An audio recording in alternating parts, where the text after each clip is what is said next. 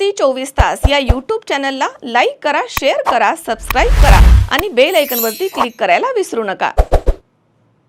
राहुरी शहरामधील छत्रपती शिवाजी महाराज पुतळा विटंबना घटना प्रकरणी उपोषणास बसलेल्या माजी मंत्री प्राजक्त तनपुरे यांच्यासह एका उपोषणकर्त्याची प्रकृती खालावली आहे। दरम्यान प्राजक्त तनपुरे यांनी रुग्णालयामध्ये जाण्यास नकार दिला। त्यांच्यावरती उपोषणस्थळीच उपचार सुरू करण्यात आलेत। मात्र पप्पू कल्हापुरे यांना उपचारांसाठी रुग्णालयात हलवण्यात आलं होतं।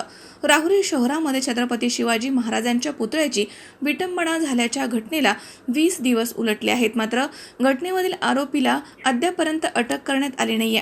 माजी मंत्री प्राजक्त तनपुरे यांनी 14 एप्रिलपासून शहरामधील शनी चौक इथे बेमुदत उपोषण सुरू केलंय।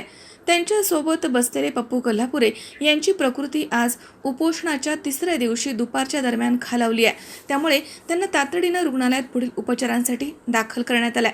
दरम्यान संध्याकाळी विधान परिषदेचे विरोधी पक्षनेते अंबादास दानवे तसेच माजी मंत्री बाळासाहेब थोरात हे देखील उपोषणस्थळी येणार आहेत अशी माहिती मिळाली आहे। दरम्यान त्यामुळे आता आंदोलनाची तीव्रता आणखी वाढण्याची चिन्ह निर्माण झाली आहेत।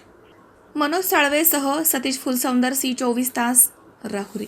उन्हाळा आलाय, गरमी जाणवायला लागली आहे, पण चिंता नको। इलेक्ट्रॉनिक वस्तूंच्या खरेदीसाठी एकच विश्वसनीय नाव, साईराम इलेक्ट्रॉनिक्स अँड बॅटरीज। आम्ही घेऊन आलोय कडक उन्हाळ्यातील थंडा कूल इलेक्ट्रॉनिक वस्तूंची नवीन range. Sairam electronics and batteries, खरेदी विक्री संघ, व्यापारी संकुल, Nagar Manmad road, Rahuri. Saidam hospital test tube baby centre. नमस्ते, मी डॉक्टर सोनाली माने, साईदाम हॉस्पिटल राहुरी, मंदत्व तज्ज्ञ व एम्ब्रॉलॉजिस्ट तज्ज्ञ। आपल्या इथे IVF बद्दल अत्याधुनिक उपचार पद्धती उपलब्ध आहे। तर त्यामध्ये IVF, ICSI, embryo donation, egg freezing, sperm freezing तसेच सरोगसी माताबद्दल सल्ला पण आपल्या इथे दिला जातो। आपल्या इथे हमखास गुण येण्यासाठी प्रयत्न केले जातात। साईदाम हॉस्पिटल लॅप्रोस्कोपिक सेंटर आणि test baby centre, court area, Bhagyashree हॉटेलच्या पाठीमागे, राहुरी। या यूट्यूब चॅनलला लाईक करा, शेअर करा, सबस्क्राईब करा आणि बेल आयकॉनवरती क्लिक करायला विसरू नका।